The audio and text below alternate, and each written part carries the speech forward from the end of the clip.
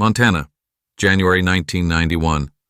A harsh north wind dispersed the frosty air over the small town of Old Creek, surrounded by forests and frozen hills. The town was known for its seclusion. People lived here who were accustomed to loneliness and restraint, hardened by cold and hard life.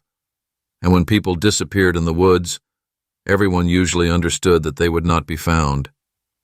In January, the snow was so deep that the tracks quickly disappeared, and the frost could kill anyone in a matter of hours. However, Jake Lang wasn't the one who got lost in the woods. He grew up in Old Creek, knew every trail and every hill in the area.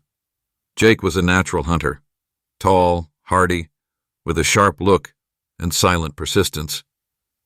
He could always be found somewhere on the trail or hunting, and even in winter he would go far into the mountains without warning anyone. For most of the locals, this was normal, although they joked that one day Jake would not return, but when he really didn't come back, the jokes ended. Michael Burnett, Jake's best friend and also a hunter, was the first to sound the alarm. He knew Jake like no one else, and he knew that he would never leave his dog, Brutus, in a kennel outside his house for a few days. Brutus was almost like a son to Jake, and only extreme necessity could make Jake leave him for a long time. Michael tried to convince himself that his friend would be back soon, but when the second day began, he felt that something was wrong. Jake just couldn't get lost, which meant something had to happen. On the third day, Michael went to the local sheriff, convincing him to organize a search. But the snowfall intensified, and the search party stayed in the forest for less than a day. The weather worsened, the road was so covered that no trace could be found, and the sheriff announced that the search should be stopped. Michael could feel the eyes of the locals on him, sympathetic, but full of doom. Everyone understood that Jake's chances of survival were fading by the hour. One evening, when the city was already beginning to come to terms with the thought of his loss, Michael decided to go into the woods alone. He knew exactly where to look. Jake had once shown him a place in the mountains that he often returned to, an area full of deer, and where he had once stumbled upon the remains of an old cabin. Michael hoped that his friend could take shelter there from the snow. After collecting everything he needed, a gun, a knife, a flashlight, and some food, he left the house before dark. The snowfall was getting heavier, and the cold was so intense that the breath instantly froze in the air. The forest around them was dark and silent, as if absorbing any sound. With each step, Michael felt more and more tense, as if the trees and shadows themselves were against his march. Michael shivered as he reached the northern trail leading into the mountains. The snow crunched underfoot, but apart from that, there was utter silence. He was used to the winter forest. He knew its strange calm, but this silence was different. Dense, suffocating. There were no animal tracks anywhere, not a single bird sound, as if the forest was frozen in some kind of strange expectation. After a few hours on the road, disturbing thoughts began to swarm in my head. The icy air was bone, chilling, but Michael knew he couldn't stop if he stopped. His own body would become an enemy too. He stopped only to listen to the surrounding emptiness, hoping to hear at least some sound, even the slightest rustle. But it was quiet. Too quiet. It seemed to him that the snow absorbed every sound, hiding himself and all his steps. Suddenly, he noticed something strange on the horizon. A broken branch, barely visible in the snow, and on its edge, a brown spot that stood out against the whiteness. As he got closer, Michael realized that it was blood. The recent one, which had not had time to freeze, looked like an ugly spot on a perfect sheet of snow. He froze as he felt his heart start to beat faster. Now he knew that Jake had been here quite recently. Steeling himself, he followed the footsteps that led him to the old, dilapidated cabin Jake had told him about. Its walls were partially collapsed, the boards were cracked, and there seemed to be nothing left inside, only cold and darkness. Gnawed animal bones lay around. Some were broken in half, as if someone had tried to chew them in a hurry. while others still retained claw marks. Michael walked slowly around the cabin, assessing the situation, but he didn't find anything useful to find his friend. He looked at the far corner of it, and it seemed to him that someone was watching him from behind the trees. A dark, barely visible silhouette disappeared among the coniferous thickets. Michael froze, trying to figure out if it was an animal or a human, but when he stepped in that direction, there was nothing there, just shadows moving with the branches swaying in the wind. Dusk was falling, and the frost intensified. Michael realized that it was dangerous to stay outside, but it was even more dangerous to stay in that damn cabin. There was a strange presence all too clearly inside, something creepy that seemed to be watching his every move. After hesitating, he decided to take a chance and stay the night in the hut, hoping that he would be able to warm up and catch his breath before continuing his search for his friend. As soon as he lit a small candle and looked around the hut, he was seized by an acute sense of an alien presence, but there was not a single trace of a person or animal nearby. Only the ominous shadows among the trees and the chilling silence, as if the forest was waiting for him to make a mistake. It was only when the sky was completely engulfed in darkness that Michael heard it for the first time. A quiet, barely audible howl, coming from somewhere deep in the forest. The cold crept into the hut through the cracks, and Michael felt that the walls, although they gave the illusion of protection, would not be able to save him in any way if something decided to enter that night. Michael hardly hoped for dawn. It seemed to him that the night dragged on endlessly, enveloping him in darkness and an alien feeling of fear. The wind was howling outside, so loud and wild that at times it seemed to Michael that it was not the sound of nature, but someone's agonized scream. He wrapped himself in a blanket he found in the corner, but it didn't bring warmth. The blanket was dilapidated and covered with something sticky. The candle flame cast ominous shadows on the walls, giving the hut the appearance of a cemetery crypt. In the corner of the hut, by the stove, there were animal bones. He looked at them again and noticed that the bones were not just gnawed. They were broken with such force as if someone was trying to get to the bone marrow, literally peeling off the flesh to the last crumb. Every moment of loneliness was getting harder for him. Time passed painfully slowly, and every rustle outside the walls echoed in his ears. The long shadows cast by the candle made the space around them even smaller, even more cramped, as if the night air was thickening, compressing it from all sides. Michael found himself afraid to move, as if his every move might attract whatever was lurking in the darkness. He had barely warmed up when he heard footsteps. They were quiet but confident footsteps, as if someone was sneaking around, hiding among the trees. He peered out the window, but all he could see was a thin strip of snowy forest with thick shadows hiding behind it. Michael already thought it was an animal when the footsteps began to approach. They grew louder and louder, moving from a cautious, stealthy rustle to a heavy stomp that made every nerve in his body tighten like a string. Clutching the gun, he whispered, "Who's there?" But no one answered. Then he got up quietly and went to the door, trying to press his ear to it. The sound faded for a moment, and then the door creaked with such force as if someone was pulling it from the outside. Michael barely had time to step back and aim when Jake appeared in the doorway. But this was no longer the Jake he knew.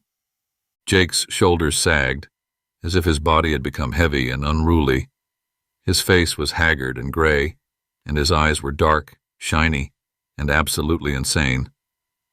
There were dark brown marks around his lips, and his hands were covered with fresh blood that had not yet had time to congeal. Upon entering the cabin, Jake did not immediately look at Michael, as if something was keeping his gaze riveted to the floor. Finally, he looked up, and for a moment, Michael thought his friend hadn't recognized him. "Michael?" Jake's voice was hoarse, but it sounded like several voices were speaking at once. There was longing in his words, almost pain, mixed with an indescribable hunger. "Why did you come?" "You shouldn't have." Michael didn't know what to say. Fear paralyzed him, but as soon as he took aim again, Jake spoke again, but this time in a whisper, so low that Michael could barely make out the words. "It's inside me. It took everything I knew about myself." Jake's voice was hoarse and raspy. "That's it. I'm hungry, and I can't get enough of it." He suddenly stopped talking and stared at the wall as if he saw something that Michael couldn't see. His eyes, distorted with horror, reflected some kind of creepy shadow. Michael stared at his friend, trying to figure out if this was the man he knew, but in front of him was a creature consumed by endless hunger. "You have to leave," Jake said in a strangled voice. "If it gets hold of you, you won't come back." "What do you mean, master? Who is it?" Michael asked, trying to keep the tremor out of his voice. Jake looked at him again, and there was something animal, devilish, in his eyes. He pressed his hands to his chest. His body shuddered, as if something inside was trying to break out. "Wendigo," Jake breathed softly, as if the word disgusted and terrified him at the same time. "It's what brought me here. It makes me do it. When you're alone and dying of cold, when there's only white snow and emptiness in front of your eyes, it comes to you. It takes away the warmth. It takes away the thoughts. And it makes you want to. There is." Michael barely restrained a retching spasm when he realized the meaning of these words. His gaze fell on the brown spots around Jake's lips, on his tattered fingers, which seemed to be holding something dense and heavy. "Jake, what are you? You couldn't—" Jake jerked as if he was horrified by what he'd said, but his eyes were completely blank, like those of a beast cornered. "No, I didn't mean to," he said in a whisper, looking up at Michael with a glazed look. "But I can't stop. The snow, this cold, it takes away everything that is inside. And if you give up even for a moment, there's only one thing left for you." Michael backed away, his hands shaking. He had known Jake all his life, knew him as a tough, strong, balanced man. But now he was facing something completely different. It wasn't just Jake's body. It was a body that held something alien and scary. "Michael, you can't stay here," Jake suddenly growled, and there was an ominous echo in his voice, as if he wasn't the only one saying it. "It's watching you. And if you stay—" Without finishing, Jake abruptly turned to the door and disappeared into the night. Michael only had time to notice how his shadow stretched out, disappearing among the dark trees.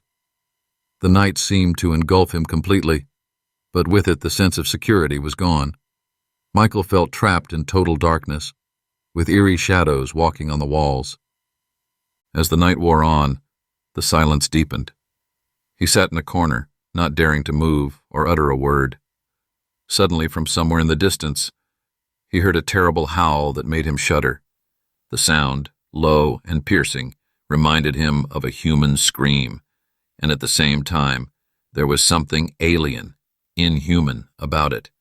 It seemed like the scream was echoing through the forest, but at the same time, it came from his very heart.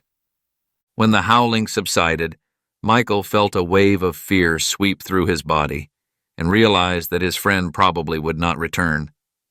Michael sat with his back pressed against the wall of the hut, hardly daring to breathe.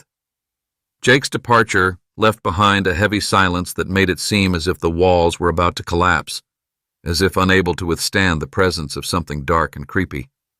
The candle flame danced, casting ugly, broken shadows on the walls. Every movement of the shadows seemed ominous, as if something was lurking nearby, behind thin, fragile boards, and waiting for him to make a mistake. Suddenly, amidst the deathly silence that hung over the forest, he heard a distant howl. The sound was so unnatural that it seemed as if the forest, slumbering around, had come to life and was now making this call. The howl was soft and long, drawn, like a moan piercing to the very depths of his soul, as if the forest was warning him, or worse, calling him to follow it. He couldn't tell for sure if the sound was human or animal, and that only increased his sense of dread. Michael tried to control his breathing, but he could feel his nervous system trembling with tension. He pressed himself against the wooden door, peering into the pitch darkness outside the window, and for a moment it seemed to him that there, among the trees, lurked a shadow. Tall and elongated, she resembled a human figure, but was much taller and thinner than a human could be. Its outline was lost among the tree trunks, but he clearly saw how this shadow moved, as if trying to get ahead, but then disappeared, as if disappearing into the forest gloom. His breathing quickened, and at that moment, Michael realized that he couldn't stay here any longer. The cabin that had once been a temporary shelter for Jake was now a prison. Everything in him screamed that he needed to run, to get away from here while he still had the strength.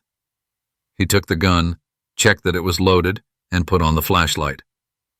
Cursing himself for his rashness, he opened the door and stepped outside into the frosty night. The forest greeted him with icy silence. The night was dark, the moon barely breaking through the heavy clouds, and only the weak light of the lantern picked out a narrow strip of land in front of him. The snow crunched under his boots, and every step seemed too loud to him. He wanted to move as quietly as possible, but the feeling of being listened to made him nervous. The whole forest seemed like an enemy, hiding something monstrous in itself, watching him and waiting for the moment to pounce. Far ahead, the faint lights of his lantern flickered, barely making their way through the dense snowfall that was starting again. Michael walked deeper into the forest, leaving the familiar path behind and heading for the road that led to his house, to the warm kitchen and the safe walls. Oh, how he dreamed of being there now, of feeling the solid earth under his feet and the warmth of the lamp. He knew that if he could hold out until dawn, he might survive. Just to get there, just to get out of this forest. But the deeper he went, the more it seemed that the forest was changing, as if the trees themselves were beginning to hold him back. Huge snowdrifts and overhanging branches made it difficult for him to walk, and a strange feeling that he was losing his direction crept into his consciousness like cold sweat. He looked at the compass he always carried with him, but the needle was spinning as if someone was confusing it. She wasn't pointing north, she wasn't pointing anywhere at all. A sense of panic and doom gripped him, and Michael realized that he had lost his way. Footsteps sounded through the trees again. At first, muffled and cautious, they suddenly became louder and more confident, as if the creature that was chasing him had decided not to hide anymore. Michael pressed his back against the nearest tree, trying not to breathe, but the footsteps did not subside. Someone was walking right behind him. Holding his breath, he turned around. The lantern illuminated only empty tree trunks and fresh snow strewn with pine needles. And then he saw it. There was a small drop of blood on one of the needles, fresh, red, and another one, and another. They stretched across the snow, forming a narrow path, as if someone was bleeding, leaving a trail behind them. He squinted, and his stomach twisted. There were human footprints in the snow, barely noticeable, but distinct. The footprints were much larger than a human could have, and Michael knew that in this cold, a person could not have walked that far without shoes and clothes. It was only at that moment that he heard a whisper. At first it was quiet, barely audible, coming from behind the trees. The whispers seemed to come from everywhere, penetrating his mind, crowding out his thoughts, and filling his head with horror. "Michael," Jake's voice came faintly. He spun around, raising his flashlight, but saw nothing but dark trees and snowfall. However, he was overcome by a distinct sense of someone else's presence, as if the shadows between the trees were thickening, becoming denser, more alive, as if stretching out their arms to him, wanting to catch him and pull him into their silent world. And then the footsteps came again, heavy, slow, but insistent. They came from behind, as if someone was confidently following the trail. He rushed forward, driven by fear that paralyzed his mind. Run. Just run. The lantern illuminated a narrow path winding through dense trees, and shadows flashed before his eyes until he finally stumbled. He fell to the ground, but when he got up, he saw that he had fallen on an old hunting trap, barely hidden under the snow. The iron teeth dug into his leg, squeezing the bone with a force that nearly knocked him unconscious from the pain. The trap held him tightly, and every time he tried to pull his leg out, the teeth bit into the flesh harder. The panic intensified, flooding his mind with a wave of terror. Michael tried his best to free his leg, but the trap was relentless. He screamed in pain and fear, but the scream was drowned out in the silence of the forest. Suddenly, Jake came out from behind the trees again, but his gait became even more unnatural. His legs seemed to be bent at strange angles, as if he had lost control of his body. He stopped in front of Michael, looking at him with dark, empty eyes in which there was not a single living spark. Michael felt like he was facing an empty shell, into which something had invaded, displacing everything human. "Michael," Jake drawled, coming closer. His voice sounded like someone was speaking through him, not him. "You wanted to find me?" "Jake, please, I don't want to stay here," Michael managed, but Jake just grinned, his face contorted into a terrible, inhuman grimace. "Don't worry, Michael." His voice became cold, almost unrecognizable. "You will stay forever." With these words, Jake came closer, and Michael felt an eerie chill seep into his bones, as if there was something next to him that was sucking the life out of him. The darkness deepened, and he was overcome by a strange, chilling feeling of hunger. The pain from the trap was dulled, but it was replaced by another feeling, deep, primal. Without realizing it, Michael reached for the gun, raised it, and fired. The sound of a gunshot cut through the darkness, and Jake's body shuddered before crashing to the ground.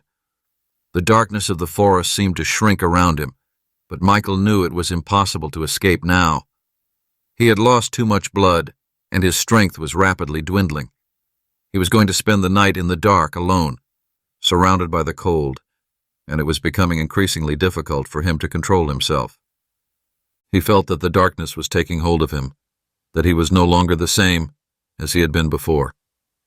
Michael lay in the snow, feeling the blood oozing out of his leg, staining the snow-white cover with dark red spots. The iron teeth of the trap had sunk deep into his flesh, and every breath he took was a sharp pain.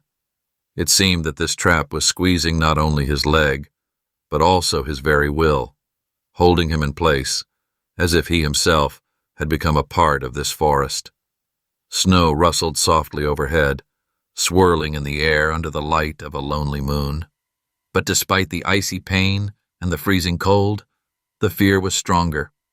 The fear that what he saw in Jake might infect him as well.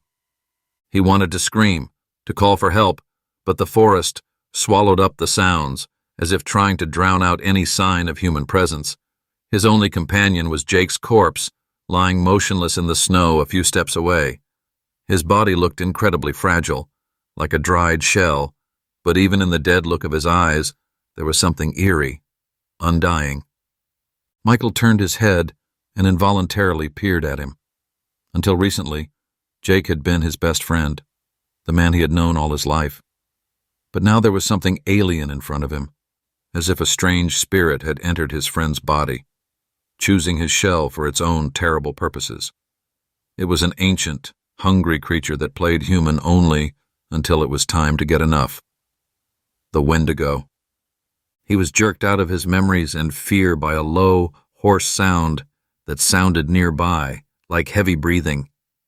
With each passing moment, the sound grew closer, and Michael realized that someone was hiding in the dark and watching him, his bleeding leg and helplessness. He felt despair growing inside him, something hidden in the shadows, as if enjoying his torment. He needed to do something, and gathering his last strength, he began to violently pull the trap, trying to free his leg. But every time he tried to free himself, the pain became unbearable, and he had to stop to catch his breath. He felt weak and realized that he was losing too much blood, and his strength was waning by the second. Suddenly, he noticed movement next to Jake's body. It was a subtle change, as if a shadow had come to life for a moment. At first, he thought it was a trick of the light, but the shadow began to take shape, lengthening, becoming taller and more hazy. And then he saw her, a creature with empty black eyes and an unnaturally thin body, as if covered with skin, which rose above Jake's body, merging into the darkness of the night. Her face was devoid of any emotion, and the only thing that stood out on it was a deep, bottomless hunger that devoured everything it saw. "Wendigo," Michael whispered, his voice filled with horror. The word echoed in his head, overshadowing any thoughts. A Wendigo, a legend, a fairy tale. But now he knew that this monster was more real than he could have imagined. It was breathing, moving, and its gaze riveted Michael to the ground. He realized that the creature was waiting for him to break down, to succumb to his influence, so that the Wendigo's hunger would leap onto him like a disease transmitted through fear. The creature approached him, slowly and cautiously, as if assessing how much he was willing to resist. He felt an icy chill emanating from him, which drained the warmth from his body, drained his thoughts and feelings. The pain, the hunger, the loneliness, everything intensified under that gaze, and Michael realized that if he stayed here any longer, he would also become like Jake. He felt an unbearable hunger coming at him, primal, tearing from the inside. He looked at Jake's body, lying a step away from him. A thought flashed through his mind. If he succumbed, if he took a step towards this hunger, he himself would become a part of this forest, its living dead. An unbearable feeling of emptiness filled him. Jake's body was no longer just a dead friend. It was his only chance of survival. A sudden, nasty impulse made him think about it, and with every passing second, the thought became more and more attractive.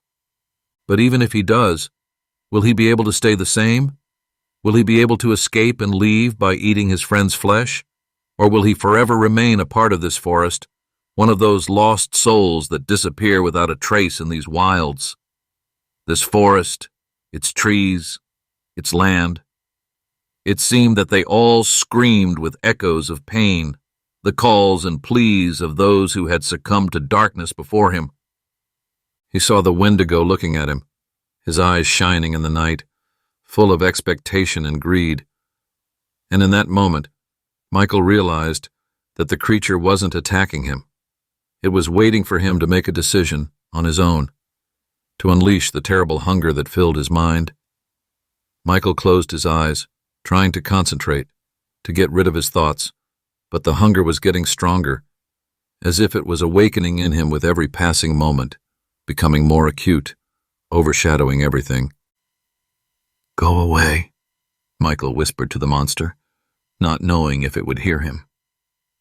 But the Wendigo only tilted its head, as if mocking his request. Michael felt his hunger increase, as if he could no longer ignore it.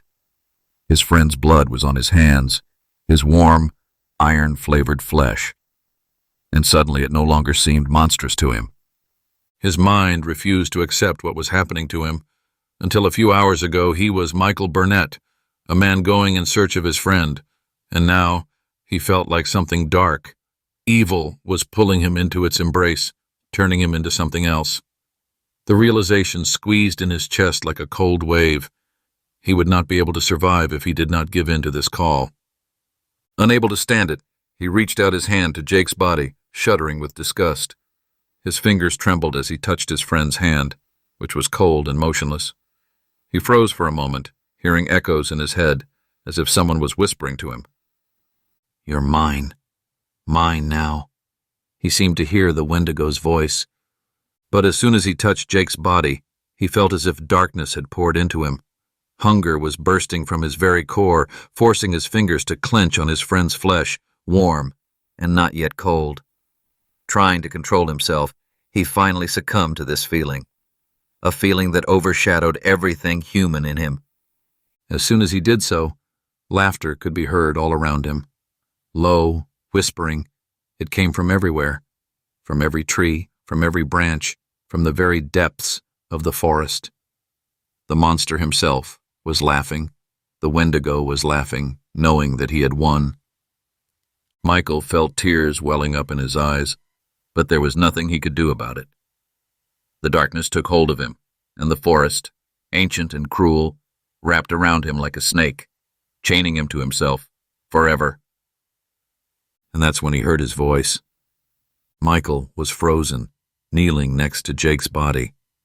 A primal animal hunger was still bubbling inside, which had not subsided, despite his terrible deed. The icy wind beat against his face, but he barely felt it.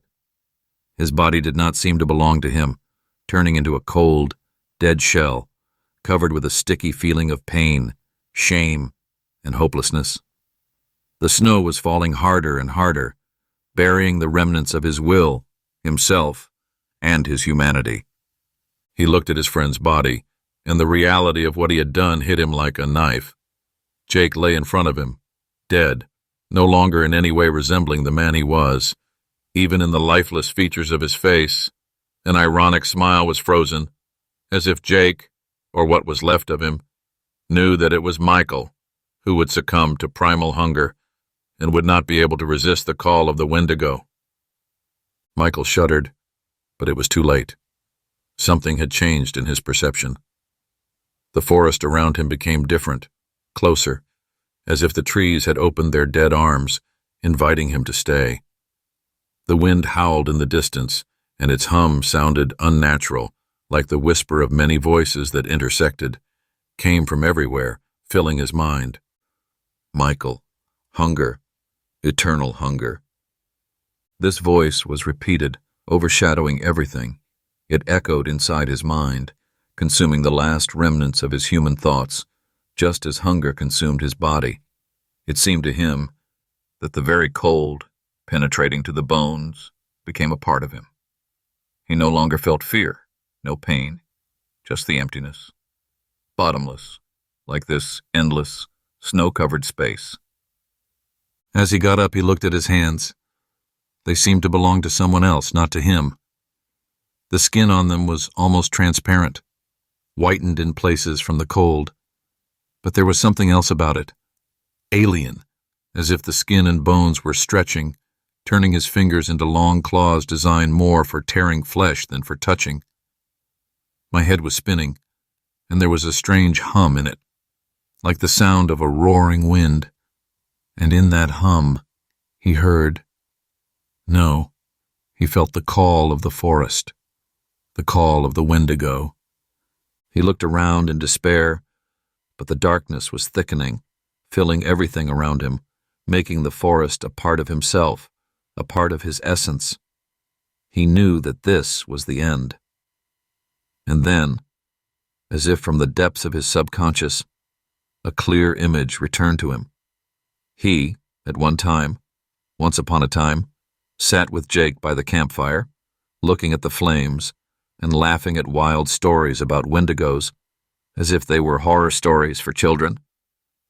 But it all turned out to be true. The forest found him, broke his will, and filled him with itself, turning him into an instrument of an ancient curse. At that moment, a terrible realization flashed through him. He suddenly remembered the people in the town, his neighbors, those who were waiting for him to return, and hoped that he would find Jake alive. The people with whom he communicated, with whom he lived side by side. Their faces floated before his eyes, but now they seemed blurry, as if their images were fading from memory. Everything that had been his past life was becoming hazy, distant, and insignificant. All that mattered was here, the forest, the hunger, and the silent cold. His thoughts began to gravitate towards other things, darker, hungrier ones. He imagined himself descending into the city, sneaking into its dark streets, sneaking into houses, filling the silence of the night with his presence, scaring those who are still asleep, those who do not suspect what horror awaits them outside the doors. He could feel the Wendigo controlling him, as if pulling invisible strings. Hunger did not recede, but only flared up more and more, demanding saturation. Now he knew that he would not be able to resist this feeling, and realized with terrible clarity that the curse of the Wendigo was an eternal hunger that would torment his soul and body over and over again until he fulfilled his purpose. He heard voices in his head, muffled in whispers, repeating a single word: meat. He suddenly saw in front of him the image of a man from the city standing on his doorstep with an expression of horror on his face. It wasn't Michael standing in front of this man, but a monster shrouded in darkness, grinning and ready to pounce on him. It seemed to him that it was a vision of his future, of the terrible fate that awaits him. It was a warning, but he could no longer understand or accept it. All he wanted was to satisfy that unbearable hunger. He took the first step towards putting his past life behind him forever.